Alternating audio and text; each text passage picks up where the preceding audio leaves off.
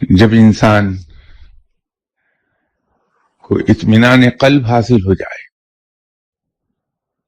جب کسی قسم کا کوئی نقصان، کوئی مصیبت، کوئی دکھ اسے پریشان نہ کر پائے، اور بدترین حالات میں بھی اسے یہ یقین کامل رہے کہ میرا رب موجود ہے، وہ مجھے لک آفٹر کرے گا، ڈوبنے نہیں دے گا، تو سمجھ لیجئے کہ انسان پر اللہ کی رحمت ہے۔ اور رہ گیا یہ سوال کہ اللہ کی رحمت کس طرح ہوتی ہے؟ اللہ کو راضی کر کے، اور اللہ کو راضی کرنے کا آسان طریقہ یہ ہے کہ اللہ کے بندوں کو راضی کر دیں۔